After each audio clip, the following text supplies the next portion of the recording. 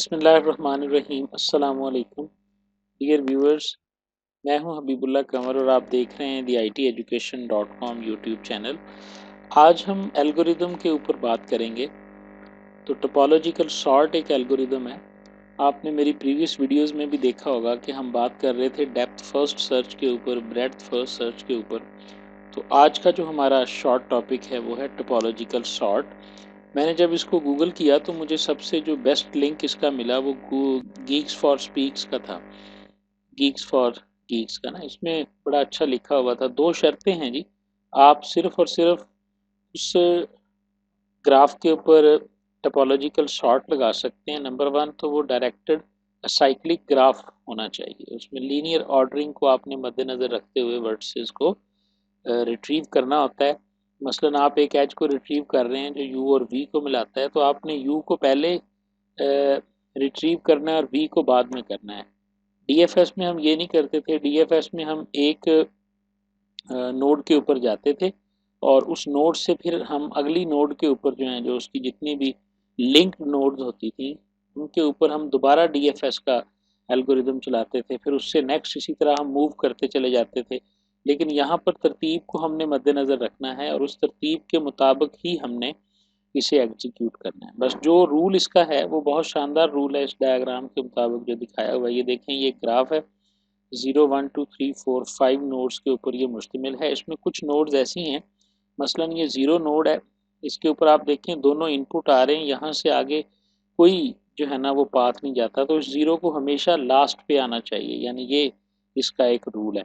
और दूसरी बात ये है कि 2 को पहले आना चाहिए, 5 को बाद में आना चाहिए, ये भी इसका एक रूल है। ठीक है, इस तरतीब के मुताबिक आप इसको एग्जीक्यूट कर सकते हैं। आप इसे 4 से भी स्टार्ट कर सकते हैं क्योंकि इसमें इनकमिंग कोई नहीं, हम 4 से 1 पे चले जाएंगे और 1 से हम जो है वो 3 पे नहीं जा सकते क्योंकि 3 में जो 3 जो है, आप देखें इसकी तरफ जो है ना वो हमारे पास इनकमिंग है, आउटगोइंग इसका नहीं है। तो इस रूल्स के मुताबिक ये इसका रूल लिखा हुआ है। Topological sort of following graph 5 4 2 3 1 0 भी हो सकता है, 4 5 2 3 और 1 0 भी हो सकता है।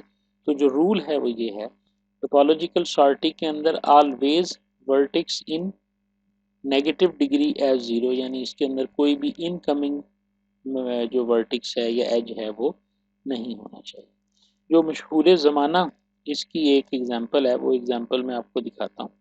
वो एग्जांपल हमारे पास ये है, एक जन कॉमन लाइफ से ली हुई एग्जांपल है। ये इसका एल्गोरिदम है जो आपको, उसका सूडो कोड है जो आपके जहन में होना चाहिए, आपको याद करना चाहिए। और ये एक मशहूर ज़माना एग्जांपल है।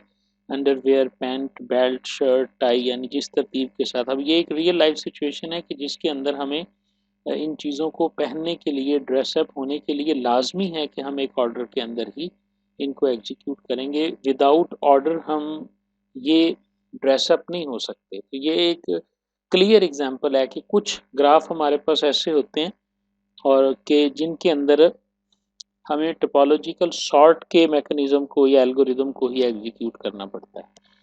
तो इसमें आप देखें कि हम सॉक्स से भी स्टार्ट कर सकते हैं, क्योंकि आप देखें इसमें इनकम कमिंग कोई नहीं है। हम यहाँ से भी स्टार्ट कर सकते हैं और हम शर्ट से भी स्टार्ट कर सकते हैं। ठीक है, जिस मर्जी तरतीब से आप इसको स्टार्ट कर सकते हैं। लेकिन जो रूल है इसमें वो ये नहीं है कि हम यहाँ से बेल्ट में डेप्थ फर्स्ट सर्च अगर हम लगाएं ना, तो हम शर्ट 1 रखेंगे, इसको 2 रखेंगे, फिर इसके आगे नोड्स देखेंगे और फिर बैक एजेस को देखते हुए मूव करेंगे। लेकिन यहाँ पर देखें आप, हम शर्ट से स्टार्ट करते हैं, इसको हमने 1 मार्क किया।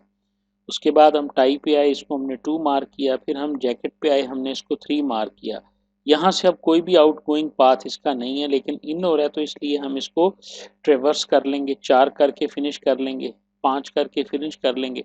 थोड़ा सा फर्क है डेप्थ फर्स्ट सर्च से। उसके बाद जैसे ही 5 फिनिश करके हम शर्ट पे आएंगे तो देखें शर्ट के अंदर जो है ना वो एक लिंक और मौजूद है, आउटगोइंग है, तो हम उसकी तरफ चले जाएंगे, बेल्ट की तरफ। यहाँ पर हम 6 करेंगे और 6 से हमने जाना था जैकेट की तरफ, लेकिन वो ऑलरेडी जो है ना वो रीड हो चुका हुआ है, इसलिए हम 6 के बाद बेल्ट को ही फाइनल करेंगे। और इससे आउटगोइंग एज भी कोई नहीं है, इसको बेल्ट करके को फाइनल करके हम दोबारा शर्ट के ऊपर आ जाएंगे।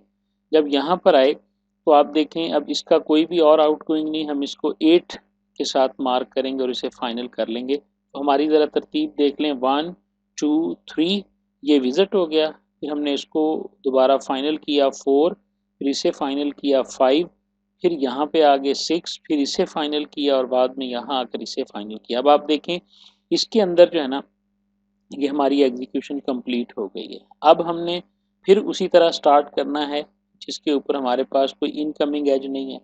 तो हम चले गए यहाँ पे 9th पे भी आप स्टार्ट कर सकते हैं, सॉक से भी कर सकते हैं, यहाँ से भी आप कर सकते हैं, जैसा चाहें आप यहाँ से स्टार्ट कर सकते हैं। ठीक है जी, आपने शर्ट पहन ली है, टाई पहन ली है, जैकेट पहन ली है और उसके बाद आपने बेल्ट को भी देख लिया। तो अब हम जाते हैं 9 के ऊपर। इसको ये जो नोड हमारे पास बिल्कुल डिफरेंट है, इसको हम ट्रेवर्स करेंगे और साथ ही इसे फाइनल कर लेंगे। फिर इसका किसी के साथ लिंक नहीं है, फिर हम वापस आ जाएंगे यहाँ पर सॉक से भी या फिर यहाँ से, जिस मर्जी तरतीब से आप इसे एग्जीक्यूट कर सकते हैं। हम यहाँ पे आ जाएंगे और 11 करेंगे, फिर उसके बाद पेंट पे जाएंगे, 12 करेंगे। यहाँ से चूंकि ये विजिटेड है, यहाँ से हम चले जाएंगे शूज़ के ऊपर, शूज़ हमारा फाइनल हो गया। 14 किया, वापस आए, पेंट को 15 किया, वापस आए, हमने अंडरवेयर को 15 किया और उसके बाद हमारे पास एक ही ऑप्शन बचेगी और वो होगी हमारे पास आप देखें 17 सॉक्स की। आप देखें तो अगर 17 हमारे पास एक यानी सॉक्स उसी तरह का एज है जिस तरह का उसके अंदर हमारे पास 0 का एक एज मौजूद था। इसकी एक एग्जांपल ये भी होती है, इसको टोपोलॉजिकल सॉर्ट को इजी वे में लिखने का तरीका ये भी एक तरीका होता है जिसे हम कहते हैं, जिसकी वजह से इसका नाम सॉर्टिंग रखा गया है कि आप इनको हॉरिजेंटली प्लेस कर लें। तमाम जितने भी ऑब्जेक्ट्स हैं आप उनको हॉरिजेंटली प्लेस कर सकते हैं और उसके बाद उनके एरोज जैसे जैसे एरोज हैं उनको आपस में कनेक्ट कर सकते हैं। सिंपल है, ये देखें आपके पास सॉक्स है, शूज़ के साथ है, तो आप यहाँ से एरो लें, शूज़ पे छोड़ दें और इनको आप किसी भी तरतीब से जो है ना वो इसको पुट अप कर सकते हैं और ये आपके पास जो है ना वो एक सीक्वेंस बन जाएगा टोपोलॉजिकल सॉर्ट का जी। तो ये सिर्फ और सिर्फ ऐसी सिचुएशंस में ही होता है जहाँ पर हमने ऑर्डर का ख्याल रखना होता है। कोई ऐसा ट्री जिसके ऊपर जो डायरेक्टेड साइक्लिक ग्राफ भी है, यानी उसमें कुछ साइकिल मौजूद नहीं है, और डायरेक्टेड भी है, अनडायरेक्टेड पे ये अप्लाई नहीं होगा, और जिसमें साइकिल बनता होगा उसके ऊपर भी ये अप्लाई नहीं होगा जी। Thank you.